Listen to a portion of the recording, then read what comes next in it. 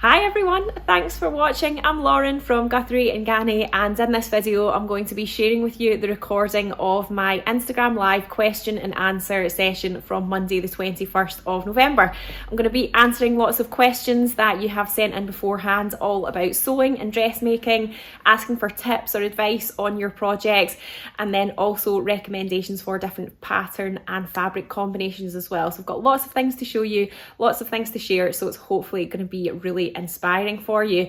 If you are watching this back, then you can ask me a question in the comments and I'll add it to my list for a future week. You'll see me read out the questions that are coming in live as I'm chatting, so that you've got a bit of context of what I'm saying, and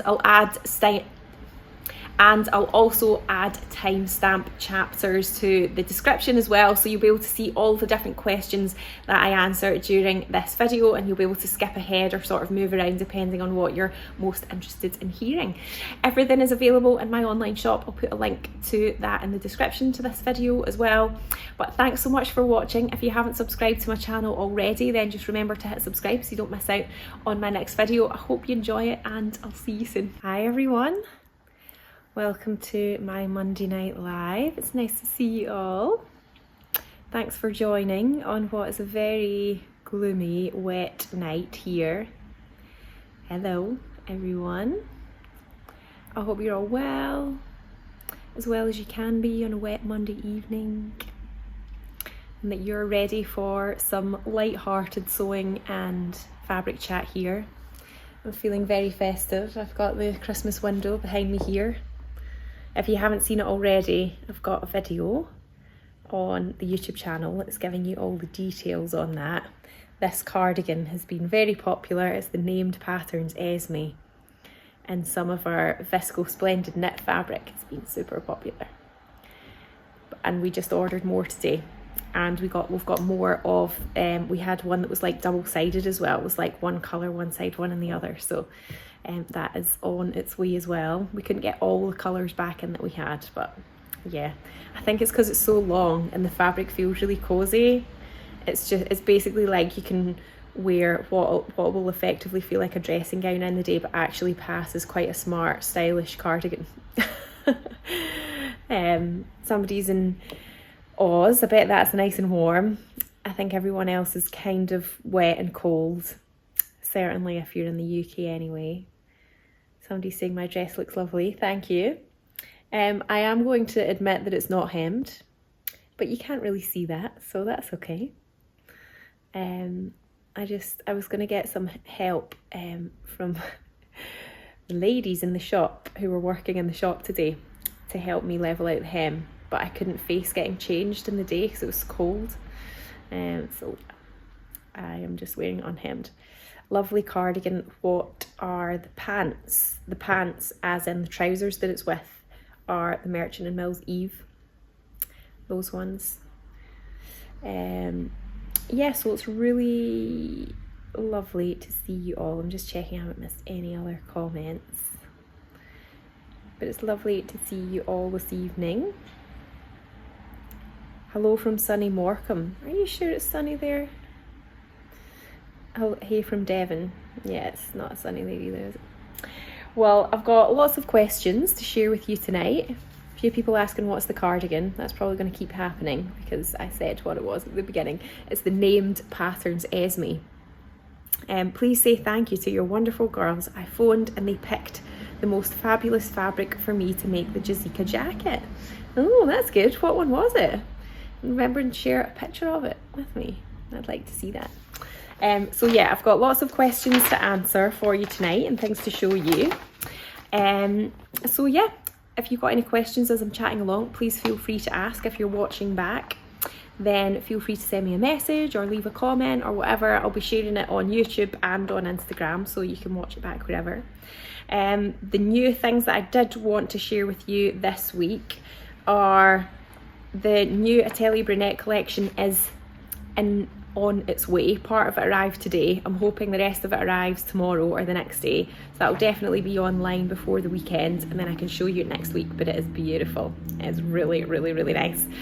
And then the other thing that I wanted to show you is that we also had come in. I think they came in on Friday, so just before the weekend. We have got more colours of the tencel ribbed derby jersey, the meat milk jersey that we had in our True Buys Zoe top kits, which have now all sold out.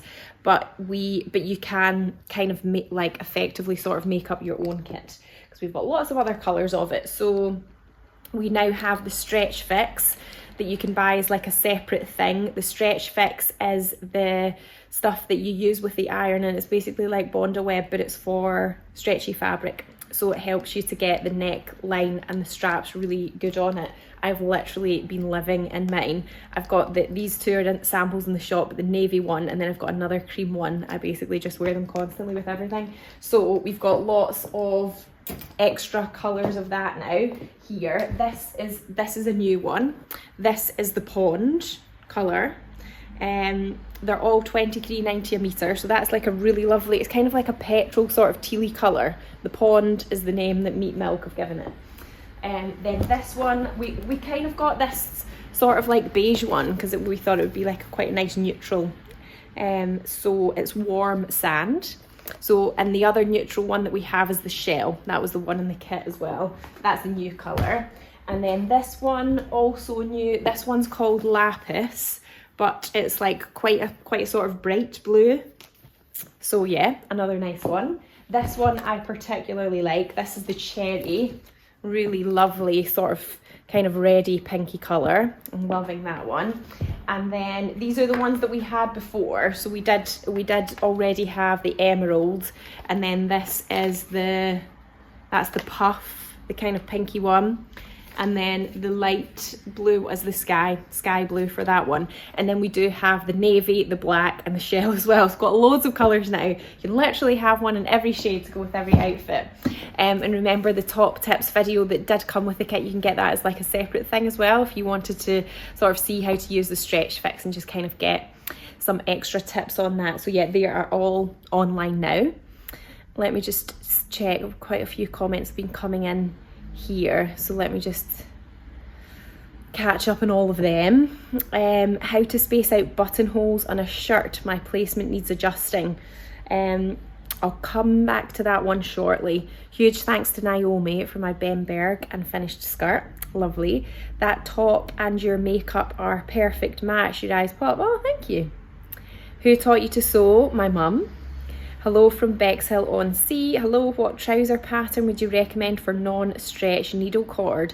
It's a medium thickness. Maybe the Merchant and Mills Eve trousers might be quite nice. Any fabrics in stock suitable for the factotum bag at the moment? I bought the kit first time round. Yeah, we did have one come in that is like a it's like a water repellent fabric, but we could only get it in one colour. I can't remember what the name of it is now off the top of my head. It's fairly new, so you can either look in the Just Arrived section on the website and it'll maybe be like 2 or 3 pages back, or I think it's like a kind of greeny colour. Sorry, I'm not being more specific there. I can't remember off the top of my head, but yeah, I think that would be nice.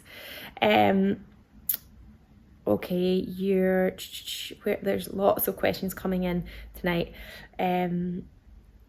Where am I? Woohoo at new Telly Brunette. Yes, I'm excited as well. I was lucky enough to get the last Rio Ringer kit in the sale, and after a disastrous pre-wash that turned the white fabric grey, I dyed it pink and currently making 2 t-shirts out of it simultaneously. Excellent. Your dress looks lovely. Thank you. This is the Tilly and the Buttons Lotta dress in some Atelier Brunette viscose twill. Does the Atelier Brunette include the jacquard? No, I've got a feeling that that wasn't available for resellers. So no, sorry, I don't have the jacquard coming. Would be keen on seeing outerwear that works with bigger sleeves for layering. Okay, I will bear that in mind. Your dress is lovely. What is the pattern? Tilly and the Buttons Lotta dress. Would these be good for the Megan Nielsen Rowan? Yeah, the derby tencel jerseys, yes, they would be. That's like quite a fitted sort of t-shirt. You can make a turtleneck or a bodysuit. I'm trying to make out which pattern you used for your dress. Okay, a few questions like that. Tilly and the Buttons Lotta. Working on my Joy sewing jacket kit in Oregon. That sounds exciting. I hope it's bringing you lots of joy. Can you show the teal and pond colours together? Sure. that's the pond, and that is the emerald, which I'm guessing you're maybe calling the teal. So I would say the pond is a bit more like saturated or like a kind of deeper colour. That emerald's like a little bit softer in comparison. So hopefully that gives you some context. Would the meat milk be appropriate for the Nico? Yes, it would. Hello from California, making my holiday sewing list. That sounds fun. Love your dress, Lauren, thank you. I made a Nico dress with your green velour and it was stunning, thank you. That sounds really nice. Just popping on and wanted to tell you how beautiful your store front window is. Lovely. Oh, thanks. Yes. So festive, I love it. Hi, Fiona and Tina. Hello. Okay, so the other thing that I wanted to say before I get into the tips section, somebody was asking about gift items, any gift ideas for us sewists. So in the next couple of days, I'm going to be sharing our gift guide. I was just waiting for a few more items to arrive, but they all arrived today, which I was quite excited about because I thought they weren't going to come till Wednesday. So I do have lots of gift ideas. That's going to be like a whole other video and a blog post that I make as well. But I thought I'd show you a few things, which these have been really popular already. This is a pattern trace product and it is a little needle organizer, which is quite cool. So you can just put all your different sewing machine needles in there, and then it comes with a set of stickers so you can sort of customize what ones you want to put in each section. And then it's got a little velcro dot in it that you can put the needle that you've already taken out of the packet in there. So they've been really popular already. And then these just came in today, so these ones aren't online yet, but I thought this is a really nice gift idea. It's a little love heart case and it's got the fabric clips in it, quite cute, and a nice gift idea. And then these are always popular for gifts. These are our G&G magnetic pin cushions. So we had these made locally from sustainable European beechwood. They feel really lovely, they're nice and smooth. We got these made last year, and yeah, I had a lot of fun sort of trialing out different things with Matt, who made them for me. So they come in these little boxes which are quite cute, so like recyclable packaging. So yeah, they come like, and I guess you don't really need to open the box because you can see one it is here. It's got these little grooves on the side so that you can pick it up, and then yeah, it's got a magnet in it so the pins stick to the wood like magic. So that's a nice gift idea as well. But yeah, that post will be out soon. So yeah. What fabric are the Merchant and Mills Eve trousers made out of? The ones in the window were made out of our Serona linen, but you can make it out of loads of different fabrics. Like a needle cord at this time of year is quite popular. I've got loads of other trouser fabrics that you could use as well. I've got a whole blog post and a video on different trouser fabrics, so you can check that out as well for other ideas for the Eve. Your hints and tips made me brave enough to do grommets. Love my page hoodie from the kit. Oh, that's good. What is your fabric and the pattern you're wearing? It's I forgot to check what the name of it is. It's a Fabric Godmother viscose twill, and it's the Tilly and the Buttons Lotta Dress. Hello, Lauren. Haven't seen this live for ages. Hello. I have one of those needle organisers. It's great. What's the container called? I think it's just called a needle storage case. I don't know. It's on I can't remember the exact name I've called it, but something along the lines of like a needle storage case. So it'll be on the website. Okay, so then the other thing that I wanted to go over was hints and tips for the kit. Somebody actually asked, is there going to be a kit in December? Absolutely, yes there is. There will be a kit in December, but the way that the dates fall is going to be quite late. So because the 1st of December is a Thursday, and we always release the kits on the first Wednesday of the month, it means it's the 7th of December before the kit actually comes out.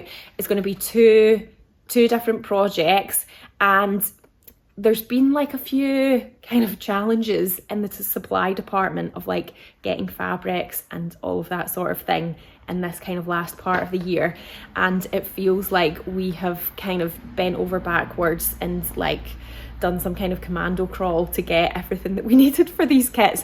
One of them has quite a lot of components in it, which was challenging to get, but I had been inspired because I watched a documentary series about like a fast fashion company who you know, worked quite tight deadlines, and they're like, yeah, we've got to source all this stuff. And I was like, do you know what?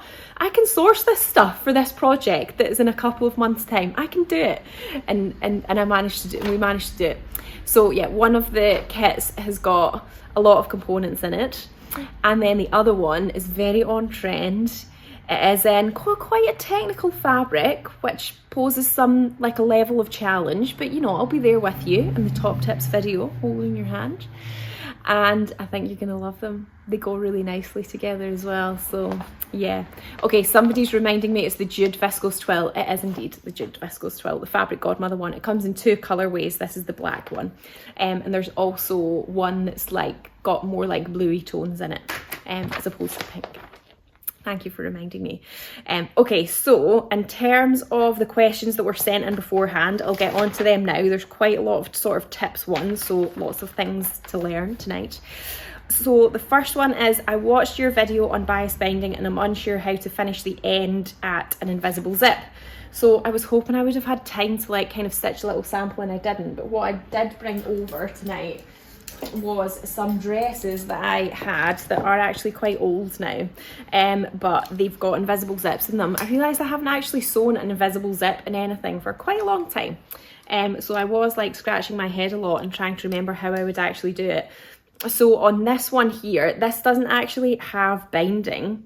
I seem to have just hemmed the back and put some stay tape on it, but I guess it would kind of be the same. Basically what I've done in this one is like hemmed it, and you know, if you were doing binding, you just bind it before I put the zip on, and then like finished the raw edges and everything of that, the seam where the zip goes, and then I've literally just kind of sewn it on the way that this one works. It's like a V at the back of a dress. Can you see that?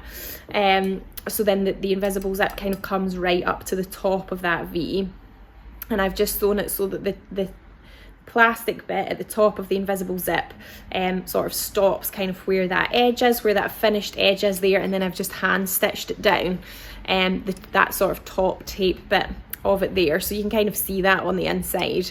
And I did actually have a ready to wear dress that's got an invisible zip in it, and I looked at how they'd done it, and they'd basically done it in the same way. The other option that you could do is, if the binding's going to be visible on the dress that you're making, I guess it's kind of like what has happened on this one here. So this has got like a sort of, you know, like a binding here, and then the top of the zip actually finishes here, and then you would just put a hook and eye on there to sort of hold that edge together. So it's kind of like you're finishing off the binding, and then you would just tuck the raw edges of the binding in.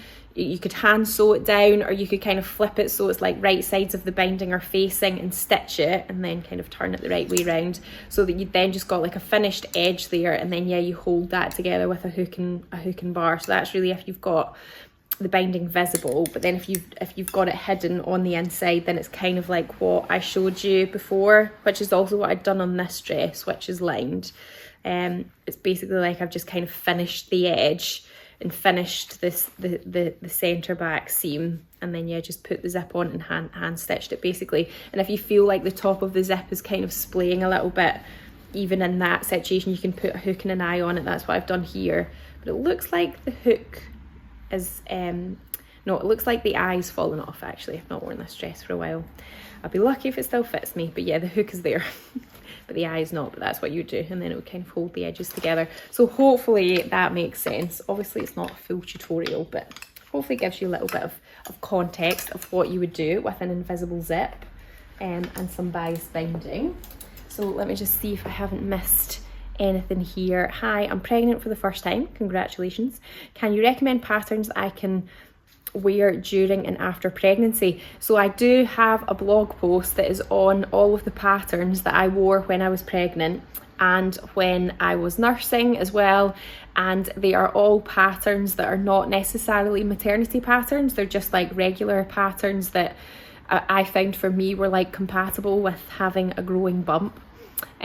So you can have a look for that on the website if you just search like maternity. I can't remember, I'm trying to think what the blog post was called. If you can't find it on the blog, just message me and I'll find it for you and send you a link.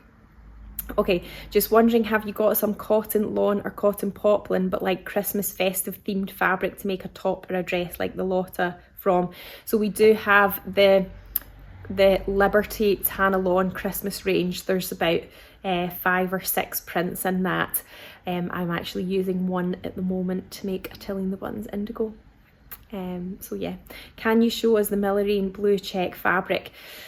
I don't know where it is right now in the shop, so I wouldn't be able to show you in tonight's video, but I will add it to my list for next week. Okay, so the other questions that were sent in beforehand was, okay, this was like kind of like one sort of long one, but all kind of related, and kind of related to what I'm wearing as well. So I've been sewing with viscose twill recently, it being a good fabric for winter. Once again, I've run into a couple of problems and wonder if you could address these. First, it seems to go out of shape more than other viscose weaves, plain or crepe, after cutting out. I noticed that small pieces such as facings after cutting out with loads of pins often look very different in shape to the pattern piece after being unpinned from it. When they are mirror images, as they usually are, the distortion is different on each piece. Also, when sewn up, it tends to drop randomly. I've got a dress waiting to be hemmed where most of the drop is in the centre front of the skirt, which is cut out in the straight grain. Do you think the diagonal nature of the twill weave is to blame? More practically, any ideas on how to manage that? So yes, it is normal that the twill weave will distort and come out of shape more than a plain weave. I'm just answering, did you answer my, sorry, I am just wondering, did you answer my question? If you have, then I missed it. Yeah, the one about the Liberty Christmas fabrics, yeah, I did answer that. You need to look at the Christmas Tanalons.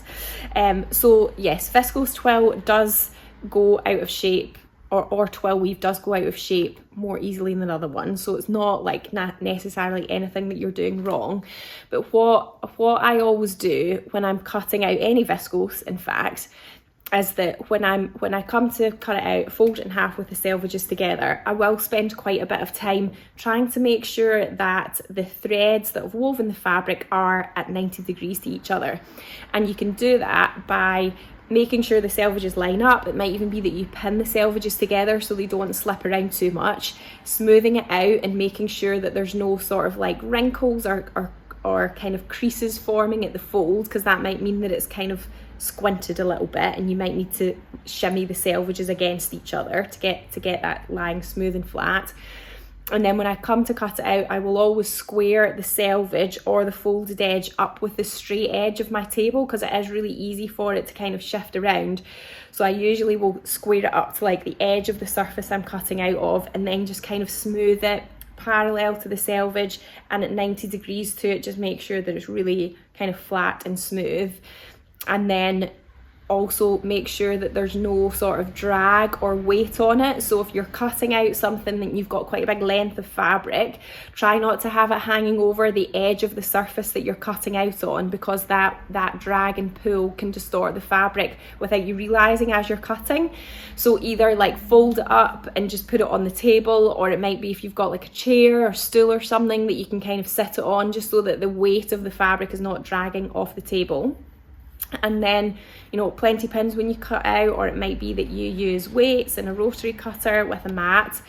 Now, when it comes to pieces like facings or sort of other sections that you might want to be stabilizing, like the neckline, for example. So on necklines, which is what I did on this dress here, is I use the prim forming tape interfacing, and I use this in place of stay stitching. So I would skip the stay stitching step, I would use the prim forming tape interfacing instead, and it's effectively like you're ironing on a stay stitch, because it's woven iron-on interfacing that is cut on the bias, so you can mold it around those curves. And what you want to do is, before you sew that on, you want to have your neckline like out on your ironing board and get your paper pattern piece and manipulate the fabric so that it is in the same shape as what your pattern piece is, because the fabric will just come out of shape. It will naturally do that anyway. There's not really anything you can do to stop that until you've stabilized it with something. So lay it out, use your paper pattern piece, make sure that the curve is symmetrical using that.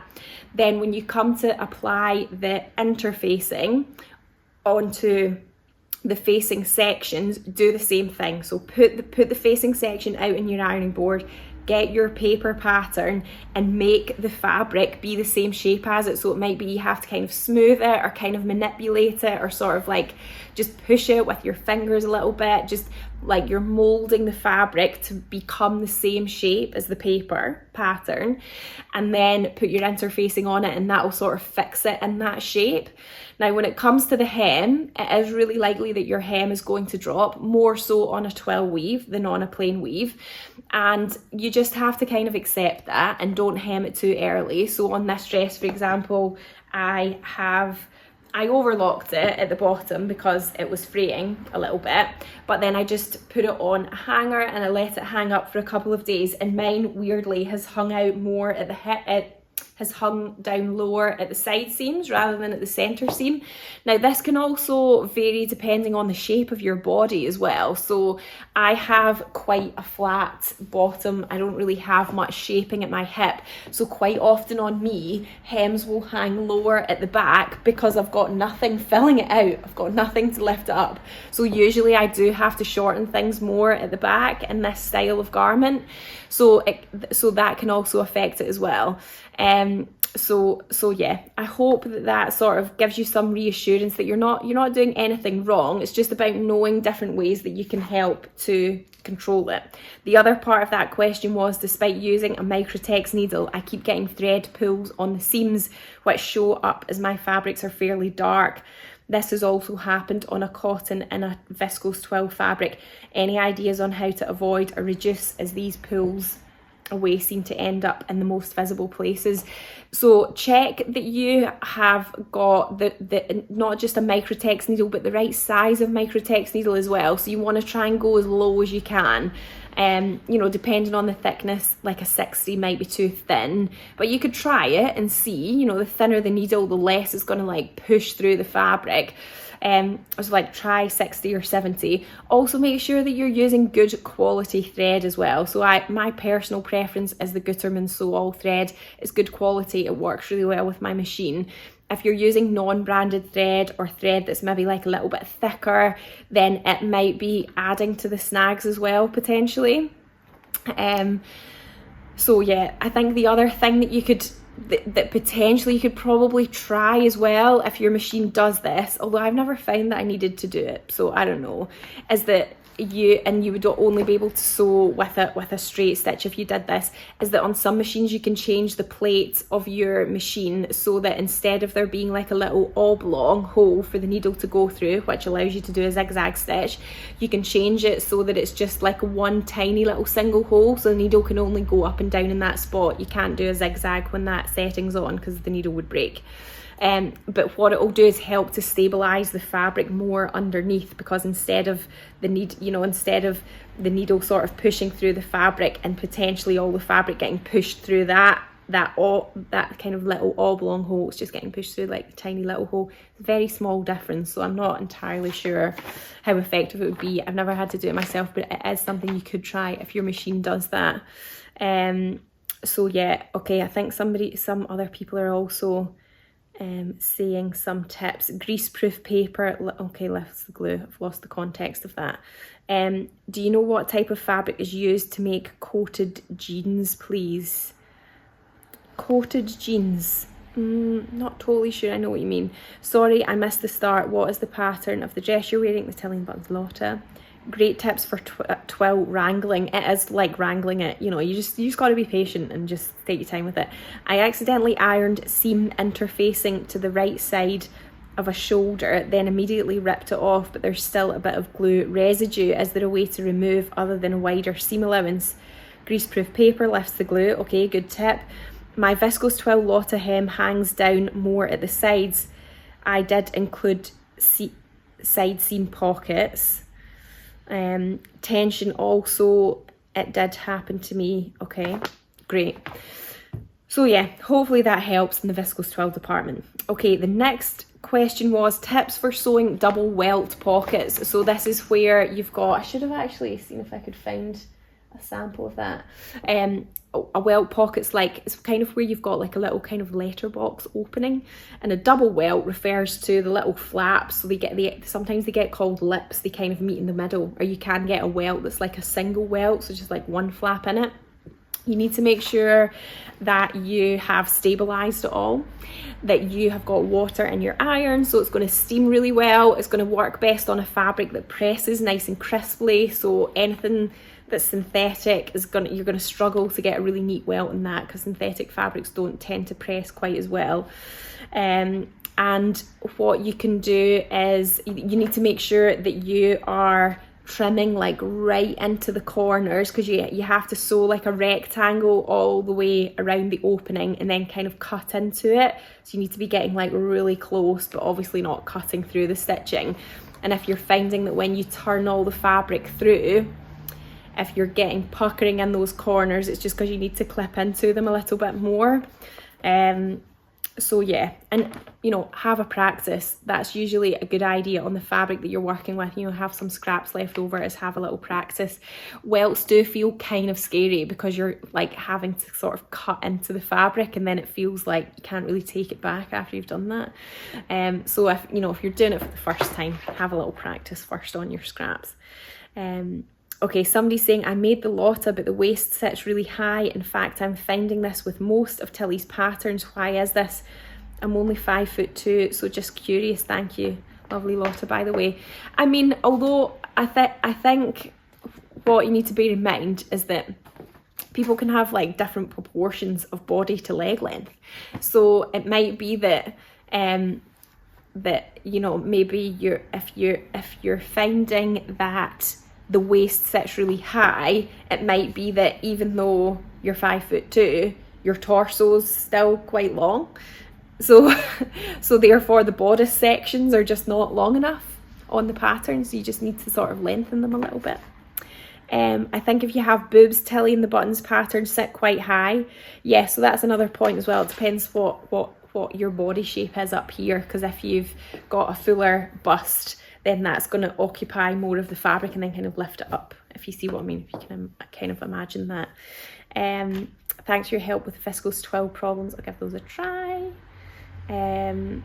Okay, so the next question that was sent in beforehand was, can you tell me the measurement of the scarf in the window display? So this was just like a really simple little kind of circular like neckerchief kind of scarf that we styled with that named Esme cardigan. You know, I think you could kind of make it whatever you wanted, but this particular one is about 60 centimetres, so in the round, and about 30 centimetres tall, but then obviously kind of folded in half, and it's literally just like a tube.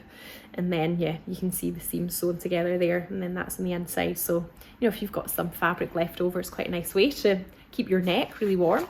Thank you. I do have a full bust. Okay, there we go, that makes sense. I'm 5'3", but short waisted and leggy. Yeah, so I guess people just have different proportions. Coated jeans have a waxy coating, so they look a bit like they are leather. I don't know, maybe it's just denim that's got like a waxy coating on it. Could be. Are you wearing the Lotta? Yes, I am. Okay, the next one was tips for cutting out with no table and only carpet. I'm really sorry, that does sound pretty annoying. I would say tips for cutting out with no table and only carpet. Could you maybe get some mats to put down? Otherwise, I think you're just kind of gonna have to like work with whatever space you've got and kind of fold the fabric up and just sort of try and make it as smooth as you can. You have to like have a cushion to kneel on. But yeah, I think if you did have something that you could kind of temporarily put down over the carpet, like a big, you know, like a big board or like a big cutting mat, it's going to help when you come to pin, because if you're cutting in a carpet and you're pinning, you're probably going to end up pinning the fabric to the carpet, which is kind of going to be annoying. I use boards on my ironing board for cutting out. I've got a cardboard fold out cutting mat to put on the floor. Maybe worth buying a cheap table that you could store under your couch, open out a cardboard box to cut out on. Okay, lots of tips here. A friend had a piece of wood for cutting that she hid behind the sofa when not using it. So yeah, it sounds like getting some kind of a other thing to put down is going to help you a lot. Cardboard from the supermarkets. Late to the party, so I'm sure this has been said already, but I love your dress, thank you. Is it a Lotta? It is, yes. Okay, the next one was Okay, this was an interesting question. Okay, why do you sew some seams with a back stitch at both ends and then you may need to trim the seam allowance a bit? It seems a bit pointless. Same with the stay stitching, then you trim the seam. Now, I can totally see why you would think that if you do trim it away later. But really, it's all about controlling the fabric in a certain way at certain stages of construction that's going to help you. So if you don't backstitch at the start and end of a seam, when you then come to attach that onto something else on another part of your garment, it's more likely that the start and end of that seam is going to come apart and open, and then it therefore might not fit exactly into like the next thing that you're going to sew it to, and then the whole kind of accuracy of the project can start to become jeopardized a little bit, because it's basically like a 3D jigsaw puzzle that you're doing when you sew clothes and you're fitting everything together. So really it's just about making sure that those two bits of fabric are controlled and that they're held together until you sew it to something else. And then of course, yeah, you might end up trimming it away afterwards, but it's that back stitch has helped you get to that point. The same with the stay stitching as well. Stay stitching is commonly done on sections of fabric where the fabric is quite likely to stretch out of shape or to become misshapen as you handle it and as you sew it. So it's important to do it because it will keep the fabric at that shape and in that orientation until it's attached to something else, and then everything will be okay after that. So I know, you know, the headline is, it does seem like it's maybe a bit pointless, but it's not. I promise it's worth doing these things. Okay, the next question was, what sewing machine do you personally use, please? So I use the Brother VQ2 machine, which, full disclosure, a gifted ad. They have given it to me on long-term loan, so I haven't bought for it and paid for it. But I do really love it. It's good. I've been using it for, I would say, like at least 3 years. And then in the studio, we have the Brother Innovis 1300s machines, which are also really good as well. But I started off when I like first kind of got into sewing after like childhood sewing, and my first kind of proper machine that I bought myself was a Brother machine, and it was their 150 anniversary model, and it was pink and it was really cute, and it was like a bit more mechanical, so it had like a dial to change the stitch length. And you know, it was good. Like I sewed lots of things on that. It was like totally fine. And then when I got the shop and we got the studio, and then I got machines from Brother, they were always like better models than those ones. And every model that I've tried that's been like the next one up has always just felt so good. Like I've always really noticed the difference. So I always just think, you know, I think you do get what you pay for. That's been my experience anyway, is that, you know, the more expensive machines, you do notice the difference, like you do notice they're more expensive. So yeah. Okay, somebody's saying I never backstitch. I mean, if you can make it work, go for it. I don't know. I think everybody's got their own different style of sewing, don't they? And it's not really like, I would hate to be like, you have to do this, you know, do whatever works for you. My personal style, just because I'm like a little bit, you know, kind of like, I don't want to be like, make it sound like a negative thing, because it's not. It's just like a personality trait. Like I'm a complete perfectionist, so I just like everything to be really precise, and I really enjoy the process of being precise. Like that's what is fun for me. But I know that's maybe not fun for other people. But if it gets you to make clothes that you're happy with, then, you know, so what? It doesn't matter. Okay, somebody's saying the more expensive, the heavier they are, though. That is also completely true. That is very true. And less portable, really. Okay, the next question is, somebody said, I've done a forward shoulder adjustment on the bodice. Should I move the notch/grain line on the sleeves? You will definitely find that your, you know, the center notch line that would normally match the sleeve seam is going to be in the wrong place. To be honest, I'm not totally sure you would want to move the grain line. I don't think you would want to do that. Somebody else who's done a forward shoulder adjustment might be able to correct me on that, but I would say you could just work out how far forward you've done the adjustment and then just move the notch forward accordingly to that. Or if you've got your front notches and your back notches anyway, then you could just sort of like evenly ease it in between those two anyway. After sewing for years, I've just discovered how good a better model of machine is, and I wish I'd done it years ago. Yeah, I think a lot of people feel like that. What do you think about the Terrazzo navy viscose for the Indigo dress? Is it too lightweight? No, I don't think it is. I've got an Indigo made out of an Atelier Brunette viscose crepe, which is a similar sort of weight, and I think it works really nicely actually, because the Indigo is quite full. You know, it's not fitted. It's just, you know, where the gathers are. So I think when you make it in a lighter weight viscose fabric like that, it can just hang really nicely, and it doesn't sort of, it maybe wouldn't feel as full or as kind of puffy as it would if you used a fabric that had less drape than a viscose. So yeah, I think it would work well. Okay, the next question was, I want to cover the neck seam of a t-shirt / sweater.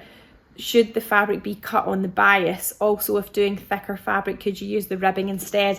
So this is where you've made a t-shirt or a jumper out of stretchy jersey fabric, and then on that back seam line, you can kind of put like you maybe see on ready to wear jumpers and t-shirts and sweatshirts. It's like a section of fabric that just covers the seam line a little bit. Now, you wouldn't, the reason things get cut, woven fabrics get cut on the bias, is because when you cut woven fabrics on the bias, they then have stretch. So they can stretch around necklines and kind of, you can manipulate them.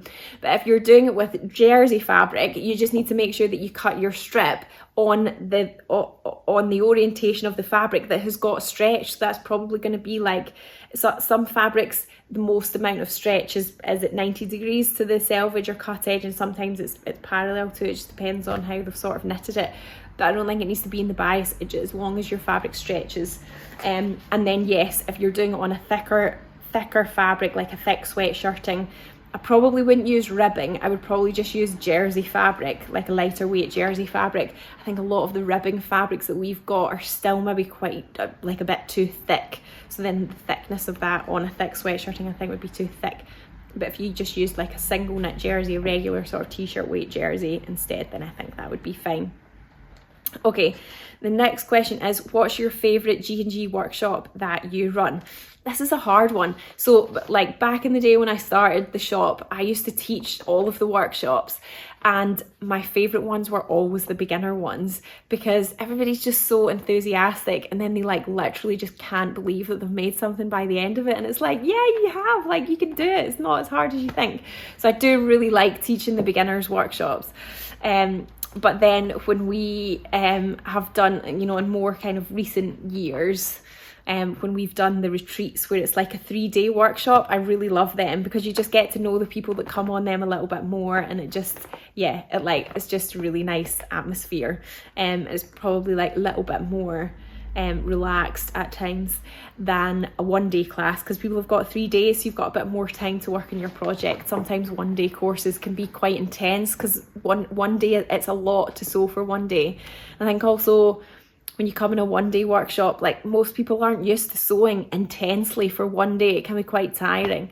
So yeah, the retreats are good because they kind of space it out a little bit. Okay, somebody's saying, I sew a ribbon on the back seam of t-shirts and sweatshirts, kneading it. Nice idea. Okay, we've also got, I'm making up the next dress maxi length. What is your favourite way to gather tiers? 2 lines of basting or elastic? I usually do the basting stitches. I don't do it with elastic. And depending on the seam allowance, sometimes I actually use 3 lines. Sorry, that's probably not what you wanted to hear, because it would take longer to do it. But if it's a seam allowance that is 1.5 centimeters, then, and I was doing gathering stitches, I would usually do 2 rows of gathering stitches within the seam allowance and 1 just outside the seam allowance, so that when I then come to sew the gathering, I'm kind of sewing in between those lines. And I find that just gives me the most control and evenest gathers. Okay, the next one was, can I sew the Avery leggings with the maraflex thread, or better to stick with a stretch stitch? So the maraflex thread is the stretchy thread here, so it means that you can sew with a straight stitch and the seam will still stretch because the thread stretches. So you put this in your bobbin thread and your top thread. Now, the Avery leggings are very tight fitted and the fabric is going to be stretching quite a lot. So I would say just try it. It should be fine with the maraflex thread. Worst case, if the seam pops open, just sew that little bit again with a stretch stitch and the maraflex thread, and then you've got double whammy stretchiness, and I'm sure it'll be fine. So yeah, why not? Give it a go. The worst that could happen is a little bit of the seam will pop open, and then you can just sew it closed again. Okay, the next one is I'd love to try adding some subtle embroidery on some plain clothing. Any advice? I think you need to like stabilize it with something at the back. I've not done like loads of embroidery. There might be people who are watching who've maybe done more of this, but I think you can get stuff for sewing embroidery that's dissolvable, so it will help to sort of stabilize the fabric as you're sewing the embroidery. Or you could draw on your design on that and then embroider it, and then it just sort of like dissolves in water afterwards. Or you can get like different types of interfacing or like a stabilizer to go at the back. There's a stitch and tear that you can get where you can, you stitch through it, but then you can just sort of tear off the excess afterwards, and that sort of helps to support it as well. Okay, the next one was, I love the pressie sacks in the window. How are they made? So these are literally just like really large, simple drawstring bags made out of calico fabric. There is nothing like complicated about them at all. It's literally just a really simple drawstring bag that has been printed with potatoes and that had been cut into star shapes with some metallic fabric paint. So it's really, really easy. If you just like Google drawstring bag tutorial, you're going to come up with loads of different stuff. It's just a really simple drawstring bag with a channel at the top. So yeah, nice way to wrap presents if you want to avoid using wrapping paper. Use it again and again each year. These were in a window before, so we've reused them for this one. Okay, the next one is, what is knit interfacing? I need to make the Esme cardigan inspired by your window display. This is knit interfacing here. It comes in black and white and it's iron on, but it stretches, so it means that when you use it on stretchy fabric, it stabilizes the fabric, but it still allows the fabric to stretch. Now, somebody else also asked what sort of interfacing would you use? I can't remember where that question's gone now. What interfacing would you use for rayon? And I would consider using stretch interfacing on rayon, even though rayon is a woven fabric, because if you want to stabilize rayon or viscose, they behave very similarly. If you want to stabilize it, but you still want the fabric to be able to drape, then the stretch interfacing is really good for this because it's so lightweight and it'll still move really nicely with the fabric. The other option for rayon or viscose is the very lightweight, the ultra soft, lightweight, non-woven iron-on interfacing. You could also use that. Will give a little bit more stability, but this will stabilize but still give drape in the fabric. Okay, the next one is, will you be getting any more of the Chicacheetah in navy viscose? I'm really sorry, no, that was like a once-off limited edition print that was exclusive for us. But I don't know when to like say it, but yeah, in 2023 something exciting is going to be happening with Chicacheetah, so but the viscose is not coming back, I will say that. Okay, the next question was, instead of adding a neckline to a T pattern, a boat neck style, so that's going to be like really high and wide, could I bind it / with jersey, I guess? So if it's really wide, you might find it hard to turn the corners. What you could do is, before you sew the shoulder seams, is you could bind the front and the back so that they're finished, and then sew the shoulder seams. And then you would just have to sort of fold the seam allowance. I would probably fold it to the front and then just stitch it down so that the seam allowance sits flat underneath. But yeah, I think you could do that. Next one was tips to create a pattern from clothes that you already own. We used to do a workshop on this, and it was really popular years and years ago. I don't know, I've never actually done it before. I think to get it accurate is like a lot of trial and error, because you're probably going to have to like do like a lot of measuring and maybe kind of drawing around it. I think it would depend how intricate the garment is as well, and then you'd have to like make a toile to check that it's right and that you've measured it properly and everything. What I would be tempted to do is just try and find a pattern that is similar, but maybe try and change it a little bit. So I'm sorry I don't have any like wise wisdom for you there in an easy answer. I don't think it is easy. Okay, the next one was I had to size down to get a good ginger jean fit due to the denim relaxing. Do I do the same for the dawn? This is going to be very individual to the specific denim that you're using, because some denims just stretch out and bag out more than others, and you're not totally going to know that until you've made something with it and worn it with it. So potentially, yeah, I mean, the dawn jeans are designed for non-stretch denim and they do tend to relax out quite a bit. So I would definitely say to make sure that when you baste fit your dawn jeans is to make sure that you feel pretty tight when you're wearing them, because the chances are the fabric will relax out, because it usually does especially on non-stretch denim. The next one was, will it work to change a neck facing for bias binding? It will, but depending on the size of the neckline, you're going to need to take account of the different amount of seam allowance that's going to happen, because when you put a facing on, you're probably going to be using like 1 centimetre or 1.5 centimetres seam allowance, but when you put a binding on, the seam allowance will be less. So if it's quite a high neckline, you want to be making sure that you're trimming that neckline down before you put the binding on.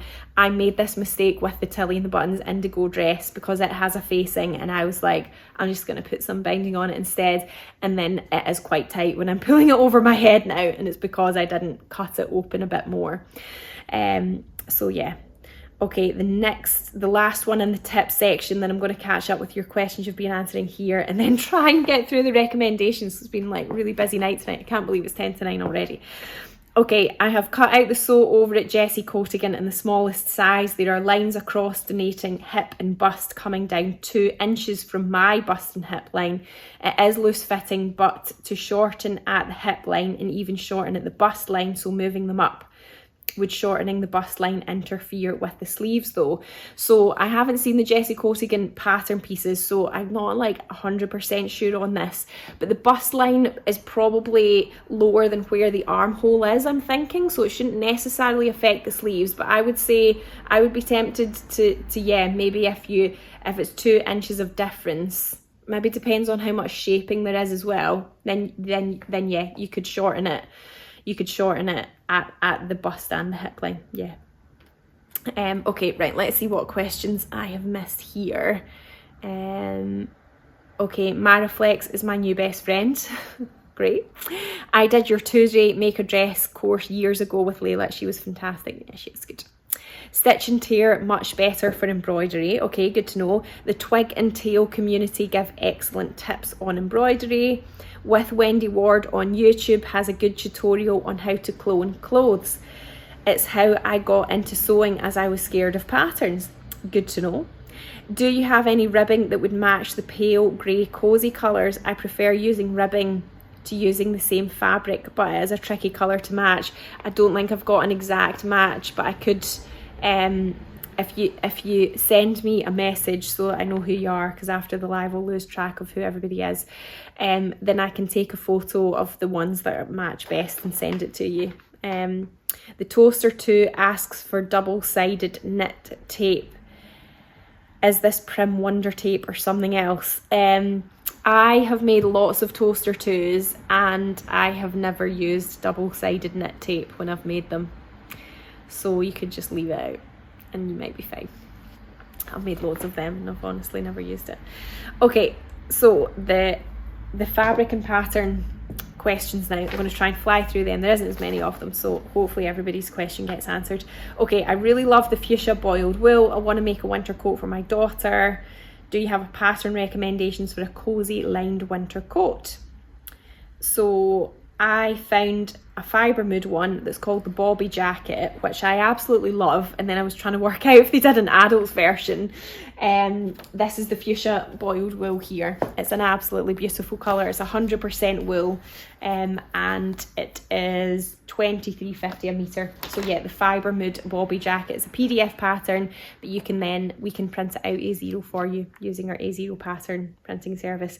Somebody was asking also, while I've got this boiled wool, can you show the difference between the pure boiled wool and the poly wool blend? So the pure boiled wool basically looks like the same on both sides, and it's got that sort of felted kind of texture to it, so it feels quite dense, and it's got like a bit of give to it, so you can see here when I pull on it, it's got a bit of give.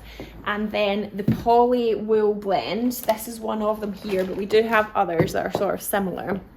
This looks a little bit different on the reverse, so it kind of looks like you can kind of just see the weave of the fabric a little bit more, and then it's got the almost like a sort of kind of like a matted sort of bobble texture on the back, but then on this side it does look pretty similar to the 100% boiled wool.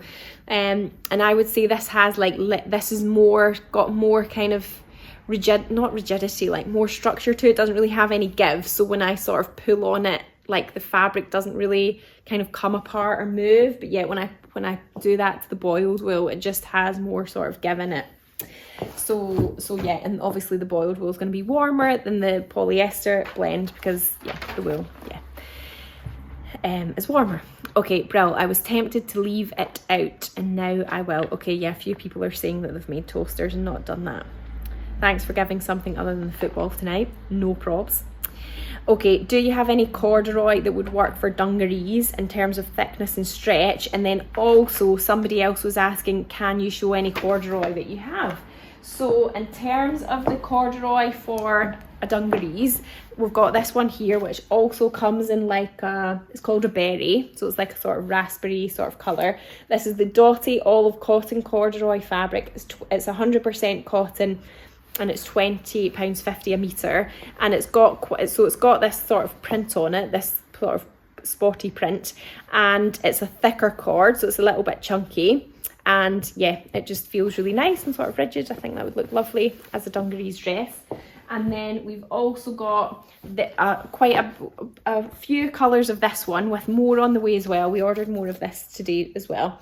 This is the dark amber stretch cotton needle cord fabric. It's £14.60 a metre, so it does have a bit of stretch in it, but you can still make dungarees with that. I would just make sure that you're definitely interfacing that top section of the bib just so it doesn't stretch out. And then these ones here are the same. They've got a bit of stretch in them too. So again, just make sure you're interfacing it. So this is a bit of a thicker stretch cord here. This one is the petrol cotton corduroy, and it's £18.20 a metre. And we've also got that in a navy, and we usually have it in a cherry as well, but we might maybe be waiting for more of that to come in. So that's another option. And then we've got this one as well, which has got sort of like denim effect to it, kind of like two-tone, and it's got stretch in it too. This is the denim stretch baby cord fabrics, £18.60 a metre, and it comes in a darker colourway as well. And then the last one, so this is not for the dungarees, it's too lightweight, but we do have some needle cords as well, non-stretch needle cords. This is the aubergine embroidered heart cotton needle cord, and it's quite lightweight. I would say it's going to be more suited to like a shirt or a sort of thicker top you could make with it as well. I don't think I would make dungarees with this. I think it's too thin, unless it was for kids. But I think for adults probably a bit too thin. But yeah, we do have some other non-stretch needle cords that are sort of lighter weight, so they're better for more like tops and dresses and that sort of thing. Okay, could I use that dotty cord for the Merchant and Mills Eve? I think you could. They might just feel like they're kind of holding their shape a bit more, like they might just feel a bit more voluminous than they would if you used another kind of lighter weight fabric. But yeah, I think you could. Okay, the next one was, do you have fabric for the Mitchell trousers wide leg? In the interest of time, I'm just going to direct you straight to my blog post and video that I did recently that is all about sewing trousers for the autumn winter season, and I mentioned the Mitchell trousers in that quite a lot, so it showed you loads of different fabric options there. Okay, next one was, what is the next heaviest sweatshirt fabric after the one used in the Paige hoodie? So for this one, I have got, where have they gone? I've got this one here. I'm sorry, I don't know the GSM because it's not written in the tag, but it is on the listing on the website. This is the Lake Blue Marrow Fleeceback Sweatshirting fabric, a £16.60 a metre, and it comes in lots of colourways, and it's got a fleece back, but it is just thicker than the sweatshirting that we had in the Paige hoodie kit.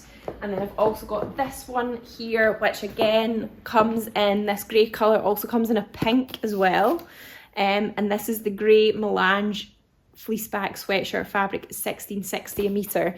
And again, it's got the fleecy back, but it just feels, this one's not quite as thick as that other one that I showed you, but I think it is thicker than the one that is in the Paige hoodie kit.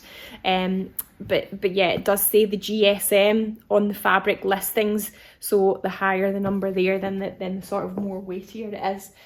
Okay, the next one is any suggestions for winter dresses other than Tilly and the Buttons Billy are very similar, ideally for knits. The Nina Lee South Bank, I guess it's like kind of similar to the Billy, but it's got the turtleneck. The True Bias Nico as a dress, you can make that with it, but it's quite fitted. And again, it's got the turtleneck, but you'd use that for stretched fabrics. The other one is the Sew Over It Heather dress. I think has quite a popular pattern for knits as well. And it's got pockets too. Okay, the next one was, which weight of denim would you recommend for the Ginger Jeans Stovepipe?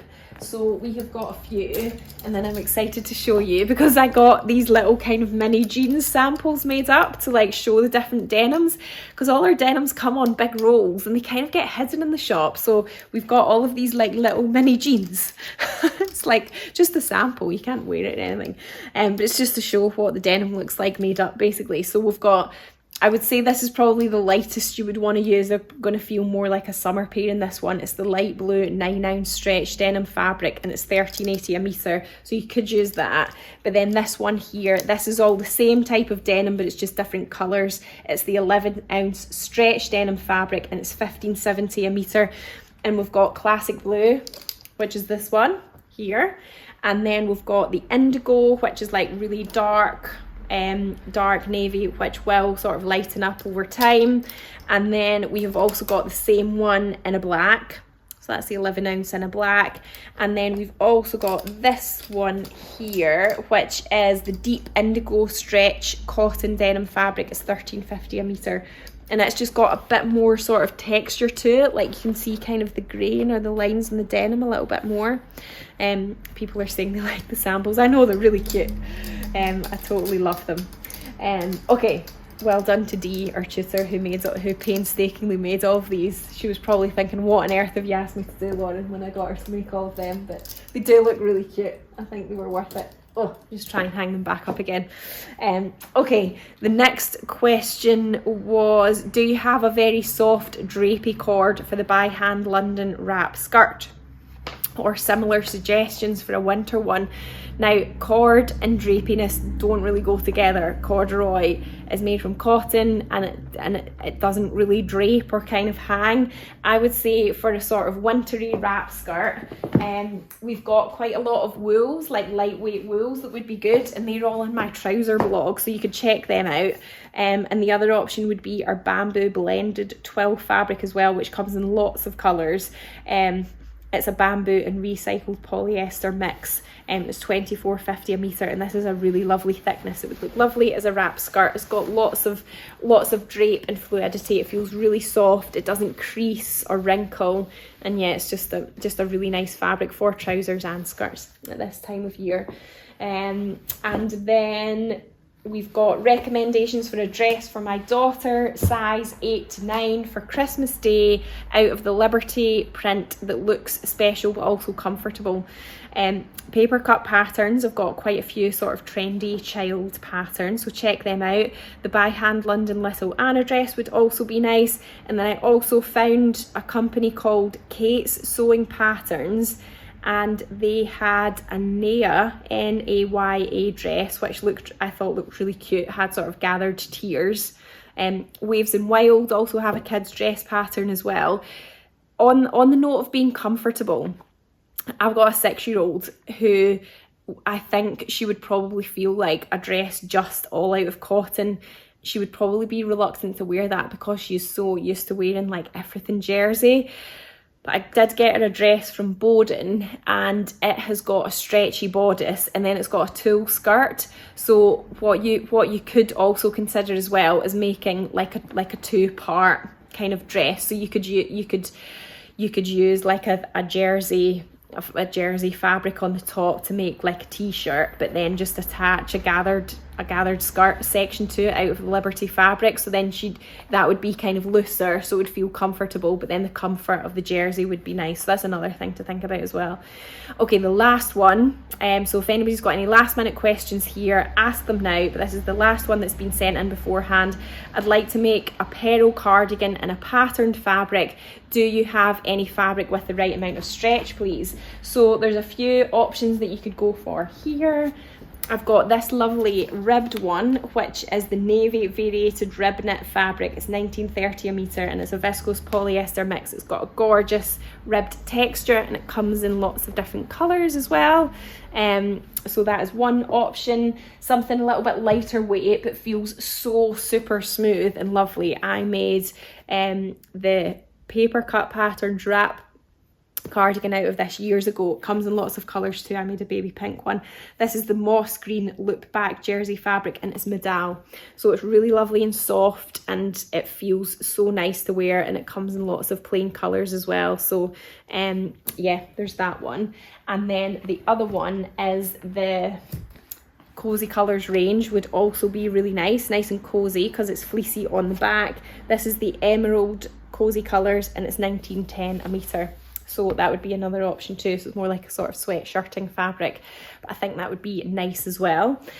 Somebody's reminded me, yes, the buttonhole placement. So what I would do for buttonholes is I usually, you know that you want one at the top, and then if you're going to be wearing the garment open, then have a think about where you would want it to naturally sort of fall open at, and you would want a button there as well. And then depending on sort of how high the neckline is and where that button is, you'll be able to sort of work out, like, do I want one or two buttons between those 2 points?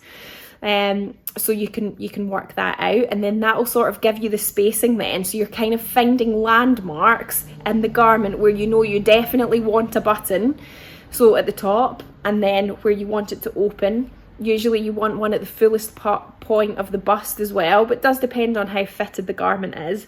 So find those landmarks, work out the difference between the two if you're having any buttons in between them, and then that will give you your placement that you can then just continue all the way down the button band. So hopefully that helps.